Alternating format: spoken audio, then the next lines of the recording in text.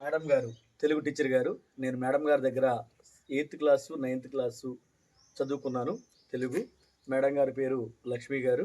ఆ రోజుల్లో లక్ష్మి టీచర్ గారు తెలుగు అంటే అచ్చమైన తెలుగుని చక్కగా అంటే వాళ్ళ పిల్లలతో సమానంగా మాకు నేర్పించేవారు. మాలో ఆత్మవిశ్వాసాన్ని పెంపొందించేవాళ్ళు. నాకు ఇప్పటికి కూడా గుర్తు. ఆ రోజున నన్ను దేవరకొండ, దేవరకొండ అని చెప్పేసి పిలిచి క్వెషన్‌లు అడగడం గానీ, క్లాస్‌లో మాట్లాడడం గానీ చేసేవారు. ఆ రోజు మేడం గారు ఆ విధంగా నన్ను ఇంటి పేరుతో ఎప్పుడైతే పిలిచారో నా మీద నాకు ఆత్మవిశ్వాసం వచ్చింది. అదేవిధంగా తెలుగు భాష మీద ఒక మక్కువ గూడా వచ్చింది.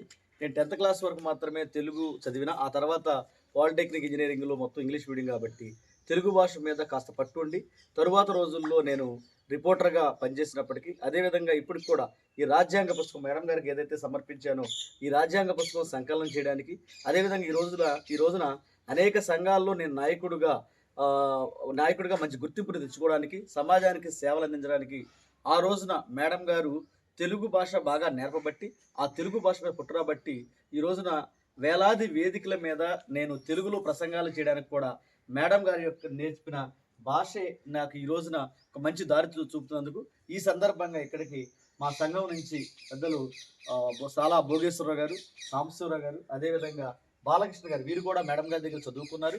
చదువుకోవడమే కాకుండా మేడం గారితో పాటు కొలీగ్‌గా స్కూల్‌లో మాస్టర్‌గా పనిచేశారు. అదేవిధంగా శివ గారు, సాంబశివరావు గారు, మా బాబు విజ్ఞాన భరత్ మేమందరం వచ్చి మేడం గారిని దుశ్శాలువతో సత్కరించి, మేడం గారికి వారు నేర్పిన విద్య ద్వారా ఏదైతే నేను కొంత నేర్చుకుని ఈ రోజున రాజ్యాంగ పుస్తకం ఇంగ్లీష్‌లో, తెలుగులో సంకలనం చేయగలిగానో అది మేడం గారు పెట్టిన అక్షరాల భిక్ష అని చెప్పేసి ఈ సందర్భంగా తెలియజేసుకుంటూ, నాతో పాటు విచ్చేసిన అందరికీ అదేవిధంగా సురేష్ గారికి ప్రతి ఒక్కరికి హృదయపూర్వక ధన్యవాదాలు తెలియజేసుకుంటూ మేడం గారి దగ్గర ఆశీస్సులు తీసుకుంటా ఉన్నా. ఫోటో